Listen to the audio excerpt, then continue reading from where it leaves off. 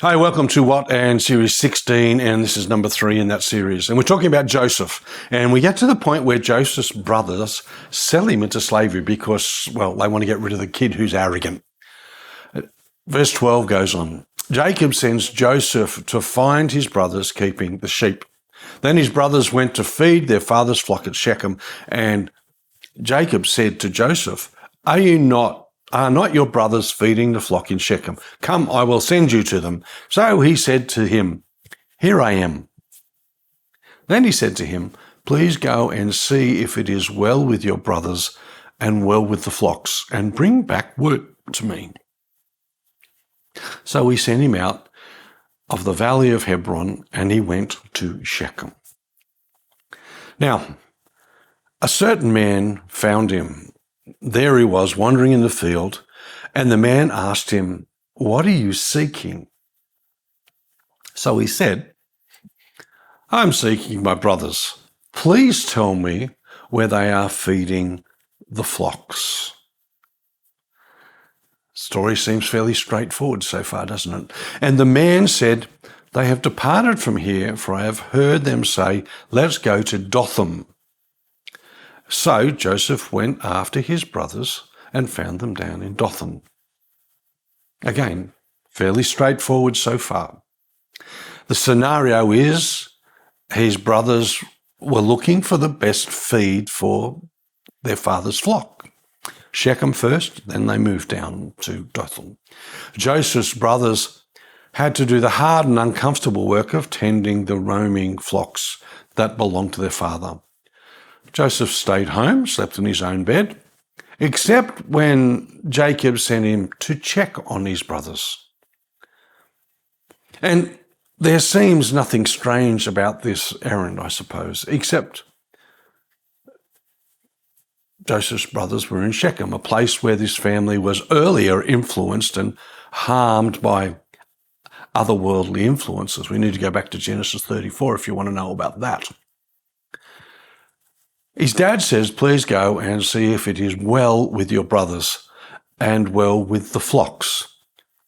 So here he is, Joseph with his coat of many colours, long sleeves, right down to the ground, doing no hard work, just being the errand boy. Joseph was the supervisor, it looked in this circumstance, and guess how his brothers reacted to that? In the New King James Version, when Jacob sent him, he even said, Please. Now, this is an unusual politeness from a father to a son in that culture. A dad would usually just give direction. He found them in Dothan. It took some persistence, but he found his brothers in Dothan, and it was perhaps a 10 to 15 mile walk, or 16 to 24 kilometres, mostly west of Shechem. Much later in Israel's history, Dothan was where Elisha saw angelic armies surrounding him, protecting him, even when the Syrians came to arrest him and take him away. This place has history, and this is the first part of the history for the Israeli nation. The conspiracy to kill Joseph is what comes next. This is verse 18. Now, when they saw him afar off, even before he came near them, they conspired against him to kill him. The plot thickens. When they saw him afar off, we can picture the brothers dreading Joseph's arrival. He came to inspect their work, and he'd already given bad reports about them, and he would not hesitate to report to their father whatever they did wrong. So they conspired against him to kill him. And this in itself is shocking, and we shouldn't lose our sense of shock about it. They didn't conspire to mock or tease or bully Joseph a little bit.